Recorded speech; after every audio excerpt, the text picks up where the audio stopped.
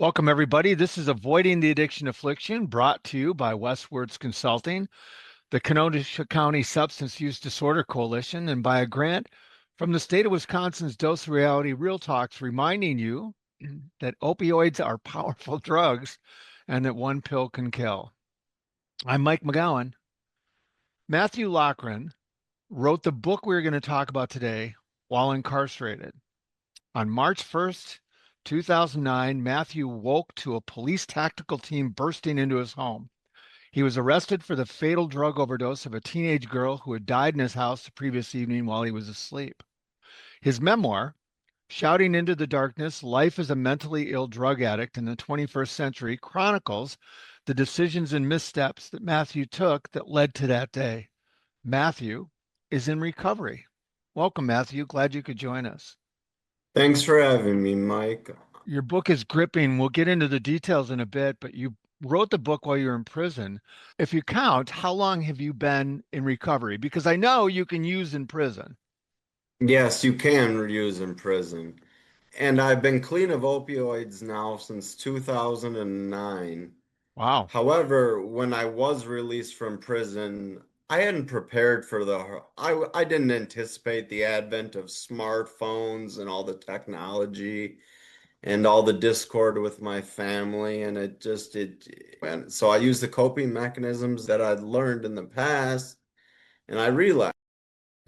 But I got that under cover very quickly because I was like, I can't do this. I'm on parole, first of all. So that's not going to work. And yeah, so I decided that I can't go back down that route. So I've been clean since 2001 when I Wow. was released. That's actually, that statement is pretty. You mean 2021? Yeah, oh, excuse me. Yes, 2021. That statement you Yeah, just made is sorry pretty about that. amazing because anybody who reads your book, and it's pretty stark, the fact that you were able to recognize and then get back, because that goes against the what you write in the book, where every time you came under stress, you use. So good for you. Yes, it was the change that I made when I was in prison and I worked on myself a lot when I was incarcerated. Yeah, you get right to the point in the book, man. There's no hesitation in the first chapter. But Yeah. you, Matthew, you see, like a lot of people I've talked to and worked with over the years, you started using really early, and you first used heroin at what, 17? Yes, correct. My drug use had started a little earlier than that when I was 13 or 14 with marijuana and alcohol and cigarettes, but I didn't use heroin until I was 17. By that time, I was so thoroughly entrenched in the drug lifestyle, however, that I didn't see the hazards and what's another drug coming into my life. You have all these drugs that you come across when you're using, and I did not anticipate heroin's the way it would interact with my brain. Because some people will use a drug and they'll be like they don't like it or it's not for them. The first time I used heroin, I felt like something akin to love. It was like the emotions of love, like where I felt like this warmth wash over me. And it really took me. I was at a vulnerable period in my time. I was not doing well mentally. And it did. It took over my life. And it took me down very quickly, as you read. I'm sure you. Yeah, you write, and I'll look at the quote. You said you underestimated heroin, and as I read that, I thought, well, heck, you were 17. Was that just the naive 17-year-old, or the typical invulnerable, nothing can hurt me 17-year-old? I think that it was a combination of both. You throw the young, malleable mind in there, and then you throw the naivety. And then my naivety stemmed, I think, because of the normalization of the drug use around me. You know, I didn't see it as a great leap in a bad direction. I saw it as just another selection on the buffet, if you will. So it was a very difficult time, and And you were, in order to afford it, like a lot of young people, you yeah, thought you'd start selling stuff too, right? yep, correct. I was selling drugs to basically feed my own habit. Did you break a lot of promises? A lot of the kids I've worked with over the years who go, okay, well, I'm going to do a little weed, but I'm not going to deal this, or I'm going to do this. And then they cross those lines quickly, right?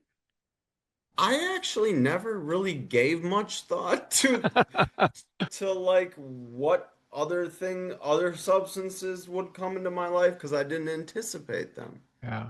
You don't anticipate someone bringing cocaine over until it's right in front of you. And I guess I don't recall if I made any of those promises. I very well may have, don't get me wrong, but I don't recall having made any of those swearing off, I'll never use that. That's where I draw the line. I didn't really have a line. It was more just the lifestyle and everything that I was doing at that time it just was just part of it. It's just a different factor in an already messed up lifestyle. Yeah, your peer group shrank too, right? You were shrank in one way and then expanded in another. Yes, very accurate. Yeah, the friends that I'd had at that time when I started using my friends from high school and so forth, I started losing a lot of those relationships and those connections. And some of those connections were fraught because perhaps like they started using a different drug and went in a different direction, my friend or whatever, or this friend or that friend did. But yes, yes, my old friends shed away, and then I started to be included or finding inclusion at least amongst a group of heroin addicts. You know, you caught, maybe you didn't think of it this way, maybe in hindsight you do now, but you caught a break when your mom called the cops on you. And unless you wrote it differently, I was impressed that when you went to intake, when you didn't seem to lie to the cops, you just told them, or at least the first Yeah, time. yeah, I didn't really see the point of lying to them at the time. My secret was out. I've been caught in possession of heroin. I didn't really see the point of trying to diminish that.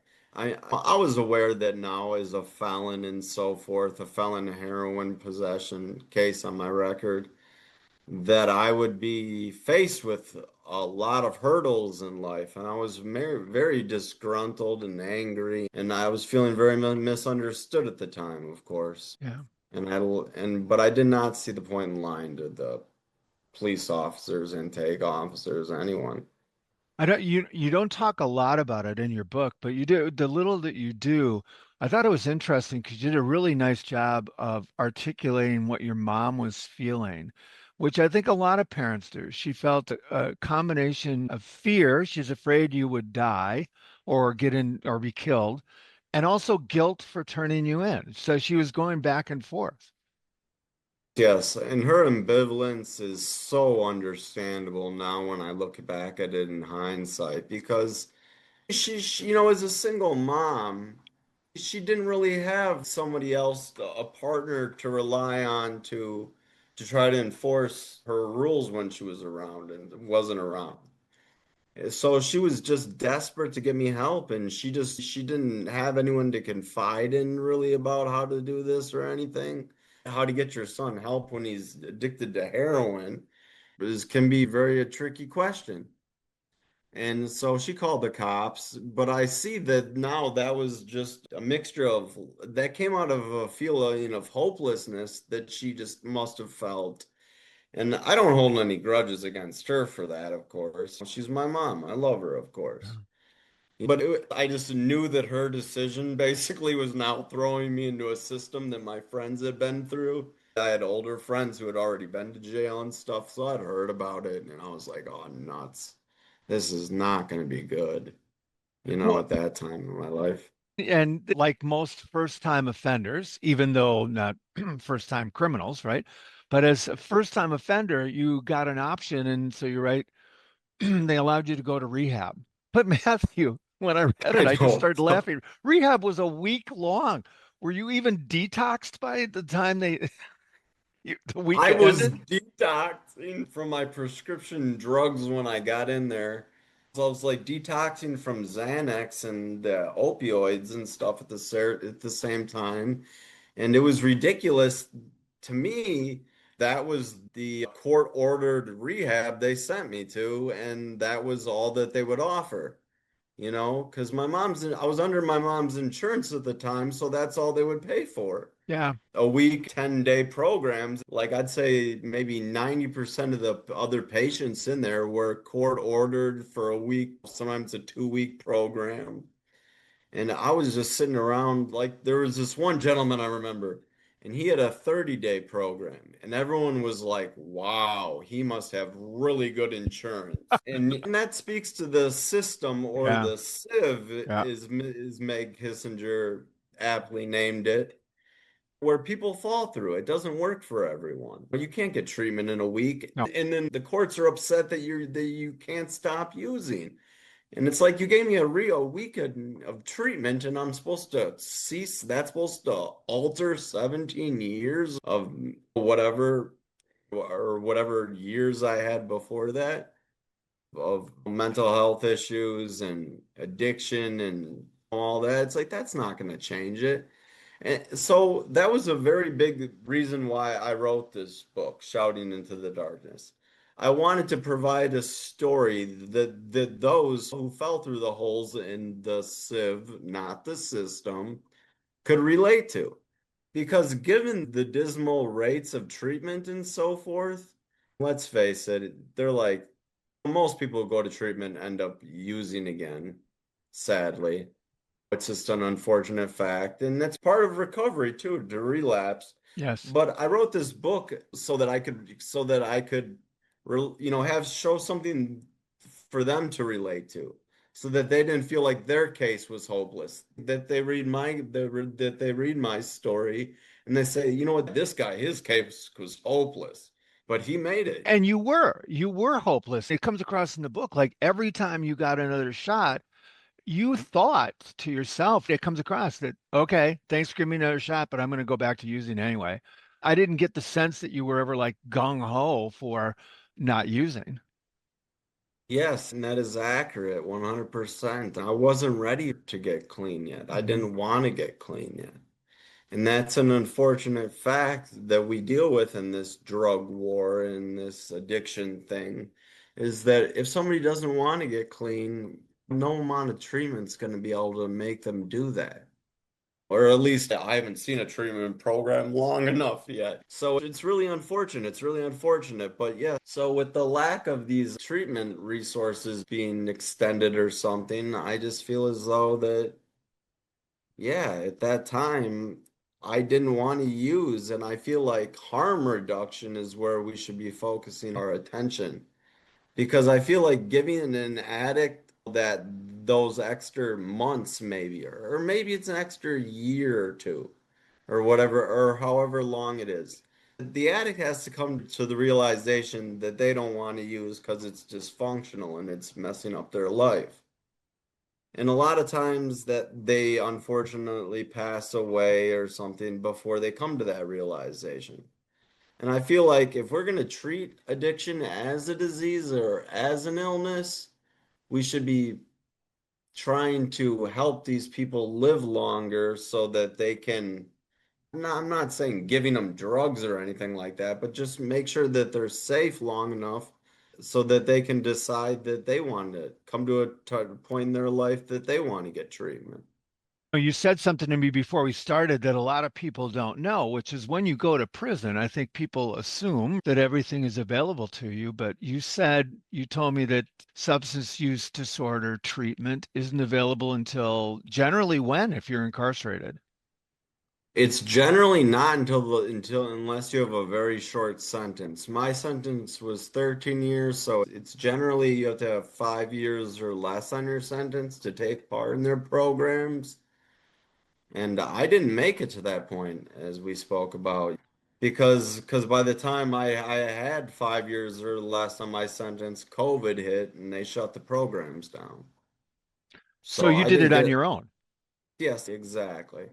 And I took those leaps in the right direction by reassessing my situation. I was 23 years old when I got to prison, and I looked and I was trying to think, what can I do that will serve me to get out of this lifestyle and these bad decision makings and all sort and all that will that I can do now that will affect me upon my release. So I chose to read every book I could and educate myself and try to teach myself how to write narrative nonfiction. And it was difficult at first. I had a GED when I went there, and I don't even remember taking the GED test. So that just goes to show my level of education at that time. But I started reading voraciously, and it really helped me bring a peace of mind and I think some semblance of control and power Yeah. over my life to start writing. You're minimizing a little bit there. I'm going to go through a little list I wrote down, okay? Arrest, jail, overdose, another overdose, related heart attack at a young age, a brain injury, coma, deaths of friends, numerous loss. Okay, looking back, you had stroke. Is there anything that you think would have derailed that train before you ended up getting arrested? I think that in tandem with my drug addiction, more focus could have been put on my mental illness Which was, because which is depression, anxiety, generalized anxiety disorder, major depressive disorder, panic attacks, which I don't really have anymore. I have those under control, but I do suffer from post-traumatic stress disorder, and that's a big one. okay, I cringed doing what I've done for a living. I cringed because I assumed you don't go into detail what you were assessed. When did they finally diagnose you correctly, get you on the right meds? Because it seemed like you kept going to doctors, psychiatrists, and they kept giving you stuff that, if I hope it's all right to say, instead of taking, you crushed and snorted. So, Yes. Yes, and that's correct. And I think that maybe doctors' awareness wasn't they weren't as aware of the addictive nature of some of the drugs that they were prescribing at that time. Like Xanax, for yeah, instance, was a big one. I'd been prescribed it since I was like 15, 16 was when I've got my first prescription to Xanax. The guy who prescribed it was a gentleman who I was seeing for because I'd been caught with a juvenile possession of marijuana ticket. So they made me go to treatment and see a guy, and this guy prescribed me to Xanax. And I took the Xanax. Xanax was one of the most difficult drugs I've ever had to detox from. that's what they say I about it mean, too, right?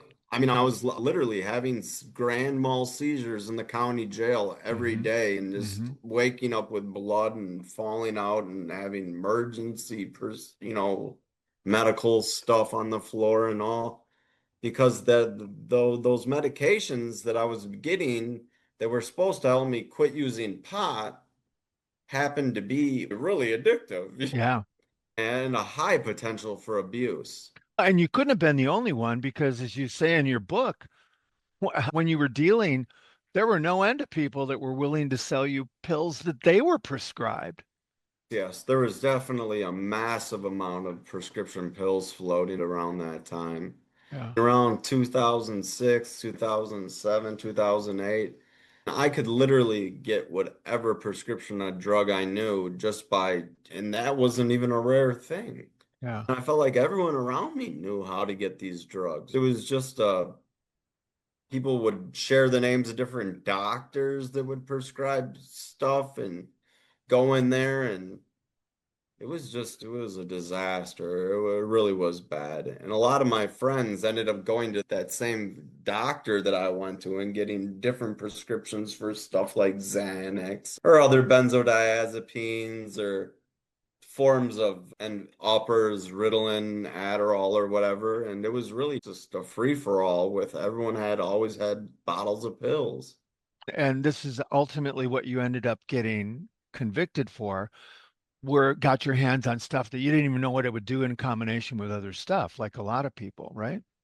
Yes, correct. The first time I was introduced to Suboxone, I was told that it wasn't an opiate and that it was like an opiate, but it was like a better, more improved version of a methadone. And I'd been on methadone and I knew methadone was rough. So I was curious. So I took half a tablet or whatever, and it didn't get me high. It felt different, but I don't know. It Well, was a one, you weird. slowed it Yeah, instead of putting yeah, it under your tongue. But, and then yeah, did yeah. you end up having a stroke because you combined it with something else or?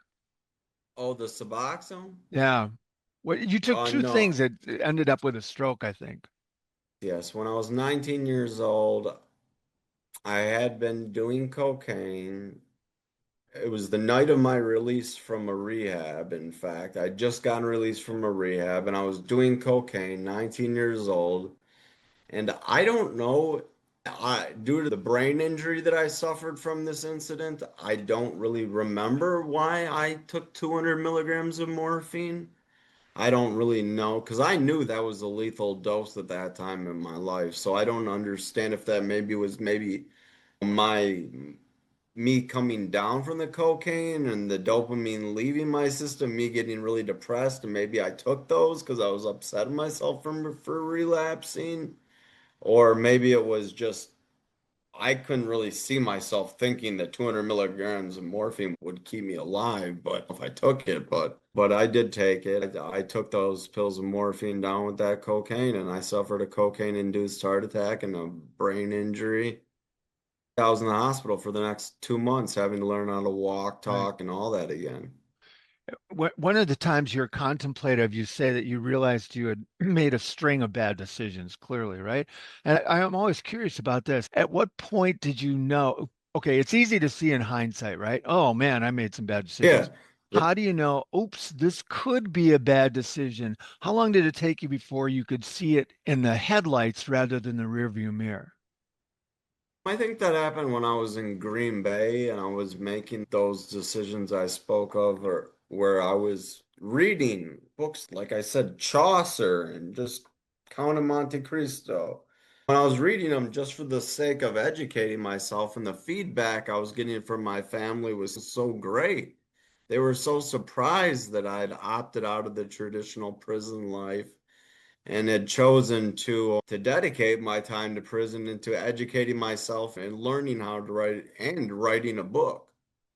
They and so I think that their support of my decisions and so forth at that time was a big help to me, big reassurance that I was making good decisions.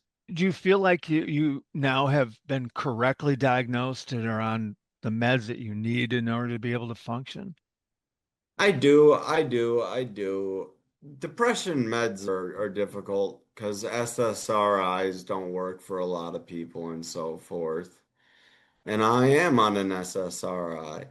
So I do get depressed, but I feel like my coping mechanisms are much more improved now. Like now I'll just read or I'll write or I'll work on whatever story I'm writing at the time. Whereas in the past, I'd just go right to the drugs every time, every frickin' time. When I did just like that mouse that can't stop on those little tests they do, like the mouse that can't stop drinking the cocaine out of the little dripper until it just dies.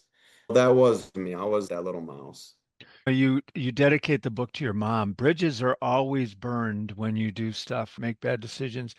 And I'm certain you lost relationships along the way, but your mom continued to encourage you and hope. Yes, yes. My mom is a very special woman. She has had faith in me when I didn't have faith in myself. She's had hope for me when I was hopeless. She really has been that rock that I've relied on throughout my life for support, emotional support, mental support. And she's always been there for me. And I really appreciate that. And I really appreciate that, especially given the tumultuousness of our relationship when I was growing up. We didn't have a good relationship. We had a relationship when I was like a little kid, but as soon as I hit teenage years, our relationship became really nasty for a while. So I'm really grateful that she was able to forgive me for my decisions and for my poor decisions and support me in my good decisions. I know you had And a different relationship with your dad. How is it now? my relationship with my father is good now. I do talk to him and see him on a regular basis. He's doing a lot better. He actually just got finished with a stem cell transplant for a cancer diagnosis. So he's fighting cancer right now, but he's doing it and he's doing it sober, which is crazy because Wow. I haven't seen him do things sober in a long time. My whole life practically, basically. So to see him now and the changes in him, it shows that even if you are in your 50s or your 60s, you can still change. And that change and that hope that's still available to you. My dad did it, I've done it. It's out there. It's out there. You just gotta really go out there and find it. It's I, really I, left a lot on the person. I want to, as long as you're talking about relationships and seeing people, I have to ask you this because you didn't move back into the same neighborhood where you had all those connections, but you're close. You're not that far away. So you've had, even though some time went between the time went into prison and got out, do you ever see people? Do you ever come across circumstances where you go, "Oh, I remember this neighborhood. I remember this dude." Yeah, yeah. The feeling of driving through the east side of Milwaukee after my incarceration was surreal, but it wasn't. I don't run into people as much. It's just the memories of all the people that I knew who are now passed away. Yeah, there's a lot, Who have right? now passed away because after I was incarcerated few years later the fentanyl came out and the fentanyl epidemic or and the opioid Mm. epidemic or whatever one that was and that really hit my friend base hard and I've lost more friends than I can count literally it's just like I can't count them all. Matthew, early on when we did these podcasts, and I bet anybody who listens to these regularly is not even listening to this. I interviewed a guy he's in the Rock and Roll Hall of Fame, and he told a story that I think you could relate to with that. He said that at one point when he decided not to use anymore, he was in a limo. And he said something got passed around, right? And when it got to him, I said, "How'd you handle that?" He goes, "I just said I'm good," and didn't use it. And then he looked at me on the Zoom and he goes, "Every one of those guys is dead." And he Yeah. said, "I'm still making music." So that sounds like the story you just told about your old friends.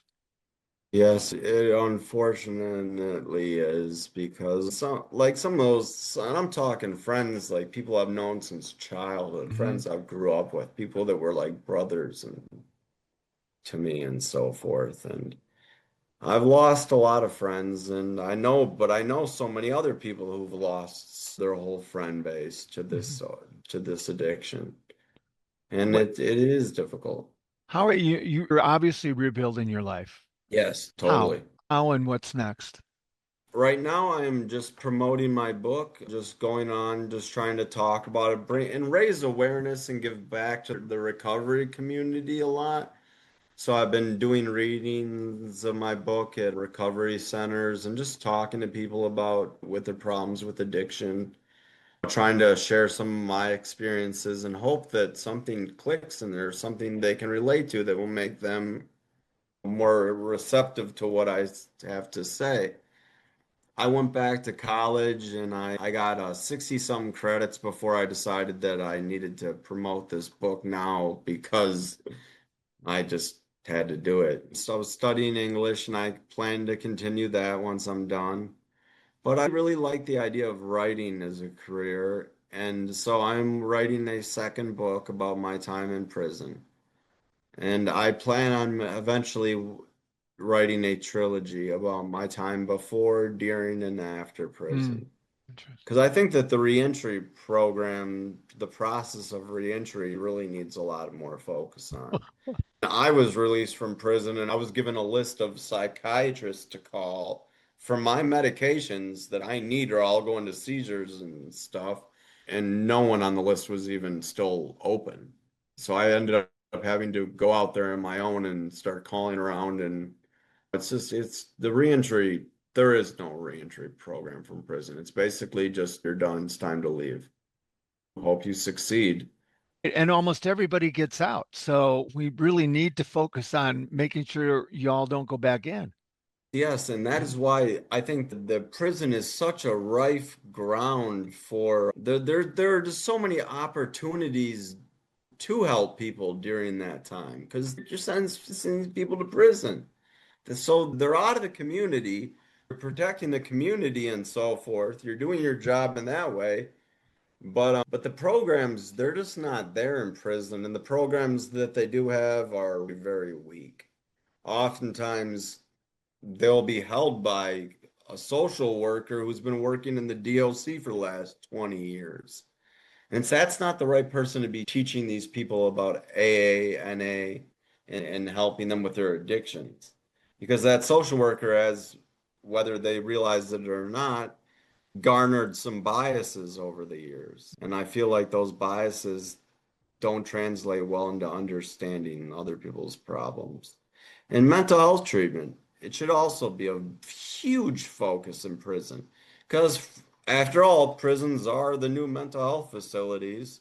We might as well treat the mentally ill before releasing them back into the public and then being like, oh, this person had this psychotic episode and flipped out and did this. That's because they couldn't get their medication when they were released from prison because or so forth. And it's just like there are reasons that these things happen. They don't just happen in a vacuum. And I really hope that that I can shed light on these things, shed light on areas where improvement can be made, shed light on areas where things can be done differently and with the same effectiveness. And I think that ultimately we will get some more programming. I don't know if it'll be in prison, but I think that the mental health field has gotten a little better. I feel like with the way it addresses substance abuse and so forth over the last decade or so. And I hope to see those improvements continue because that is really what we need.